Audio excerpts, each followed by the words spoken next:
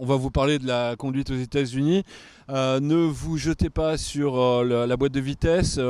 Généralement, surtout si vous prenez une voiture comme ça, vous allez avoir une boîte de vitesse automatique. On s'y fait rapidement, hein, vous allez voir.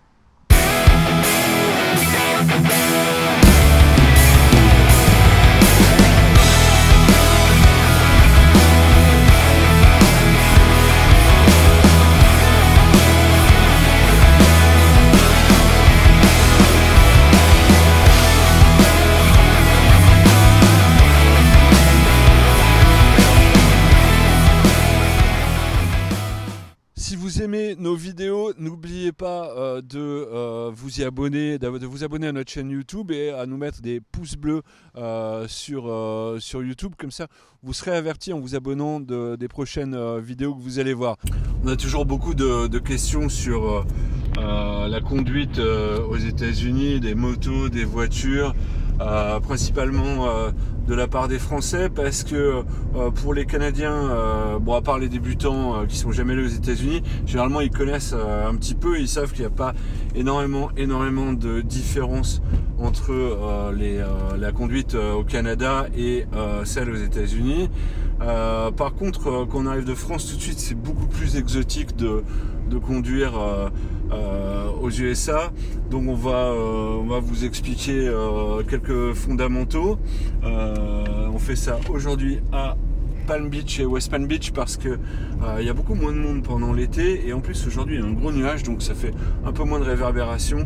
C'est quand même beaucoup plus facile, comme ça va vous faire découvrir Palm Beach en même temps. Donc en fait la conduite aux États-Unis, bon, bah, c'est généralement quand même assez sympathique. C'est un pays qui a été fait en fait pour la voiture, parce que tout est conçu dans les villes pour gérer des grandes distances entre votre habitation et les différents endroits où vous allez vivre, vous allez travailler, vous allez au supermarché. En France, vous avez une épicerie à tous les coins de rue. Aux États-Unis, c'est pas le cas. Vous avez besoin de votre voiture pour tout. Donc généralement, les routes sont larges et agréables, et la voiture est quelque chose qui est déjà un petit peu plus abordable qu'en Europe. Les voitures sont généralement moins chères, donc généralement elles sont aussi plus grosses. Et en tout cas, c'est le pays de la voiture, donc c'est plutôt assez sympathique. Les États-Unis, comme leur nom l'indique, sont des États, mais qui ne sont pas toujours unis, en tout cas au niveau des législations. Il y a un gouvernement fédéral avec un certain nombre de règles, donc par exemple vous n'avez pas le droit de tuer quelqu'un avec votre voiture, mais ça c'est commun partout, dans tous les États. En revanche, les réglementations ne sont pas les mêmes au niveau de la conduite, au niveau des différents États.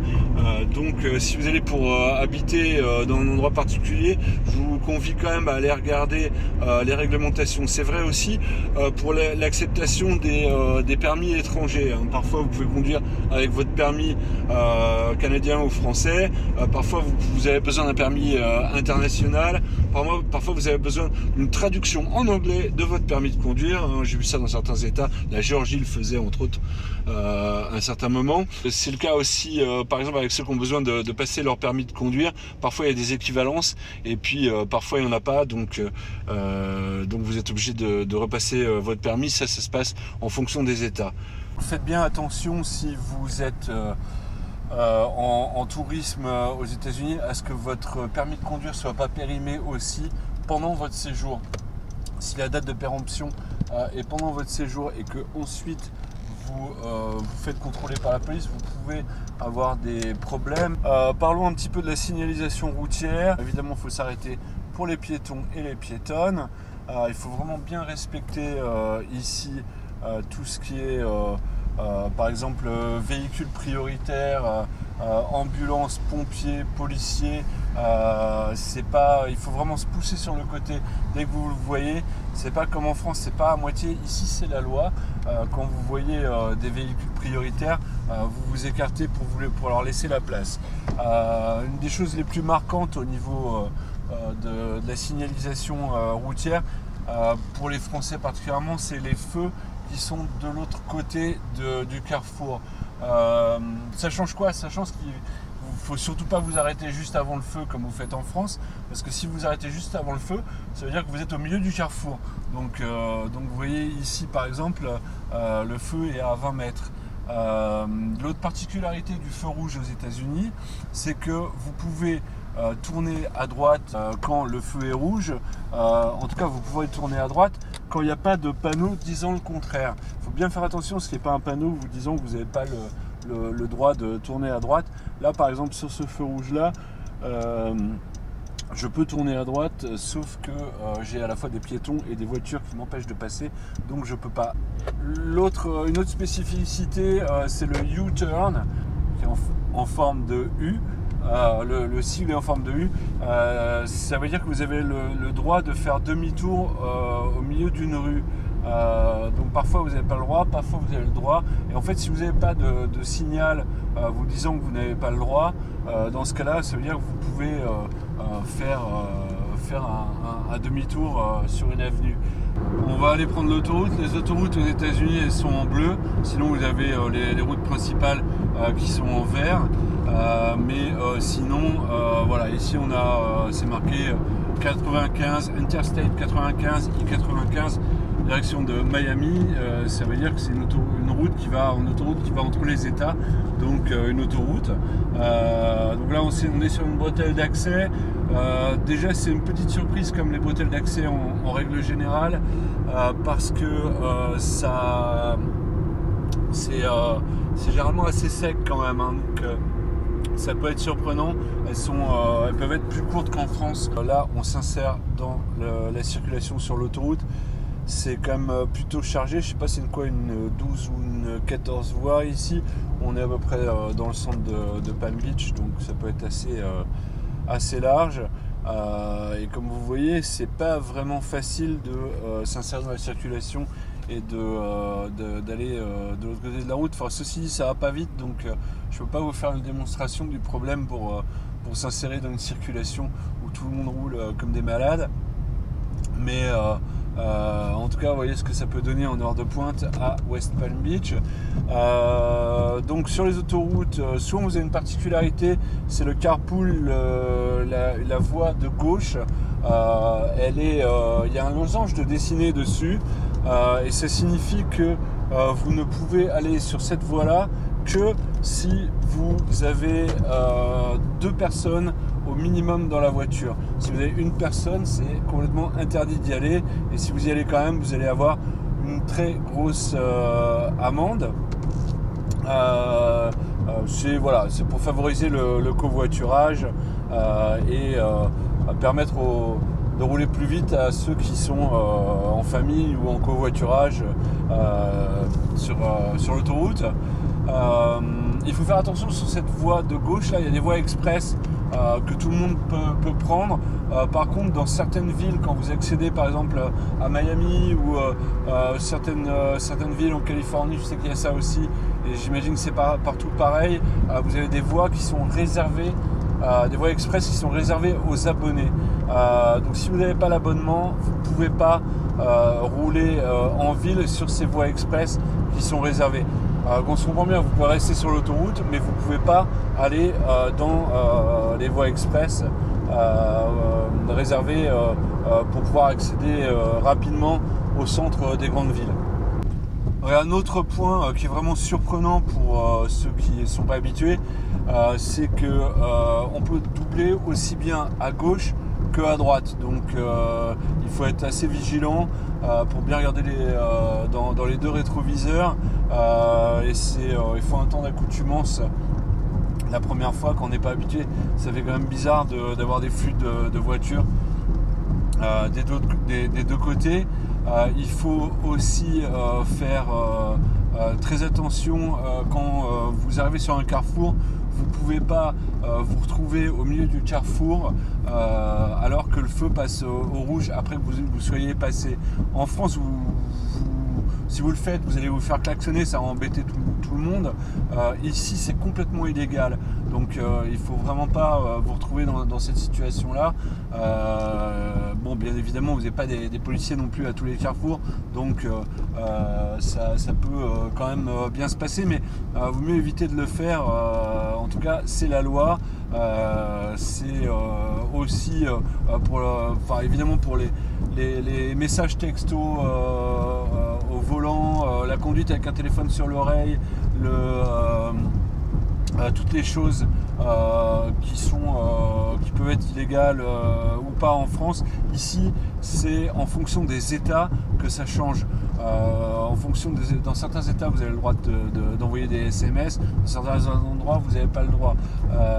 Donc, si vous restez longtemps dans un État, vous pouvez vous renseigner. Ou sinon, écoutez, conduisez de la manière la plus prudente possible. C'est souvent le meilleur conseil qu'on peut vous donner. Dans certains cas aussi, vous allez trouver des carrefours avec 4 stops de chaque côté. Donc c'est celui qui s'est arrêté en premier qui a la priorité pour repartir en premier. Si vous n'êtes pas sûr, écoutez, vous faites un signe à la personne de l'autre côté du carrefour de traverser et la politesse primera sur la priorité, et c'est pas bien grave, ça vous fera perdre une seconde. Mais autrement, donc c'est le premier arrivé qui doit passer. Donc s'il y en a un avant vous, vous le laissez passer. On peut évoquer aussi le stationnement. Ça peut être assez surprenant. Quand vous vous garez, vous avez des trottoirs, la bordure du trottoir est peinte en couleur verte, jaune, bleu. Le bleu, c'est pour les handicapés. Le jaune, ça peut signifier une interdiction parfois. Donc faites bien attention à ce qui est marqué sur le panneau. Voilà, le rouge, ça signifie dans tous les cas une interdiction, et le vert, ça peut définir une interdiction temporaire. Donc voilà. Donc faites bien attention. Si vous n'avez pas de couleur sur la bordure, ça veut dire que tout va bien. Donc dans ce cas-là, vous regardez les panneaux de signalisation sur les côtés qui vous disent ce que vous avez le droit ou pas de faire. Au niveau des consignes de sécurité, il faut déjà il faut bien faire attention au niveau de la police. Les policiers, c'est pas des amis, c'est pas des ennemis non plus. Donc il faut vraiment faire très attention à bien les considérer et à bien respecter ce qu'ils. C'est toujours eux qui ont raison, hein, c'est assez simple. Ici, vous pouvez voir la maison de Donald Trump. Là, on va passer juste à côté de toute façon, mais elle est juste là-bas, sur l'île de Palm Beach, celle-là avec le petit chapiteau, modeste maison qui s'appelle Mar-a-Lago. Donc voilà sur les consignes de sécurité. Après, en cas d'accident, il faut aussi savoir quoi faire. Holy shit!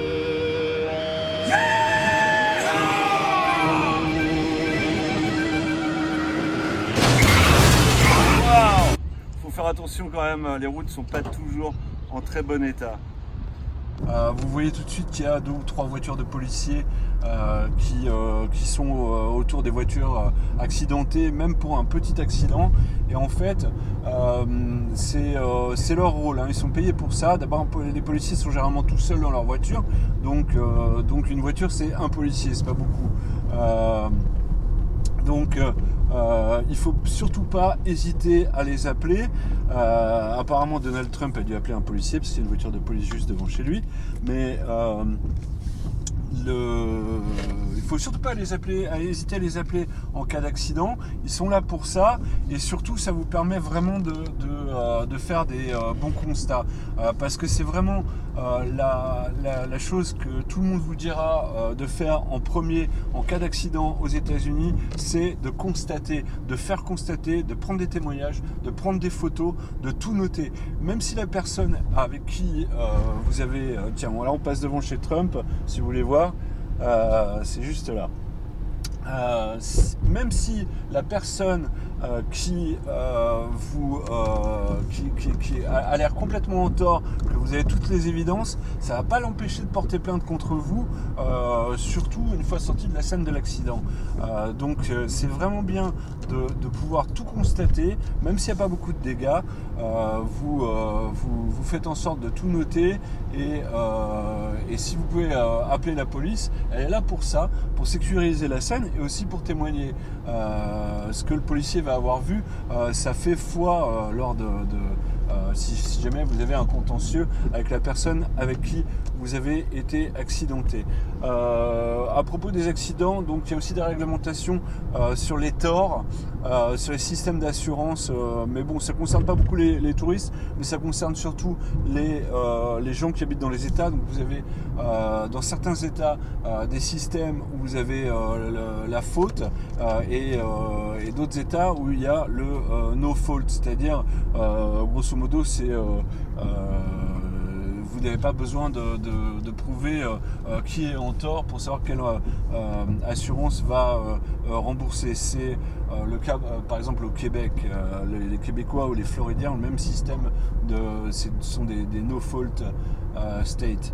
Voilà, il n'y a pas forcément trop de mystère. Encore une fois, c'est vraiment gérable quand on connaît ce que je vous ai dit à l'instant sur la conduite. Il y a vraiment peu de surprises. Faites bien attention si jamais vous êtes arrêté pour un excès de vitesse ou quoi que ce soit, ça peut être assez surprenant. Le policier s'arrête derrière vous. Comme je vous l'ai dit, il est généralement tout seul, donc il est assez précautionneux. Ça peut être assez impressionnant de le voir arriver avec la main au-dessus du revolver. Donc il ne sait pas qui vous êtes, il ne sait pas combien vous êtes, il ne sait pas si vous êtes armé, parce que le port d'armes est parfois autorisé dans certains États. Ici en Floride, on a le droit d'avoir une arme dans la boîte à gants par exemple, donc le policier ne le sait pas. Donc il va se mettre derrière vous, il va prendre ses précautions. Soyez juste sympa avec lui, il sera sympa avec vous généralement.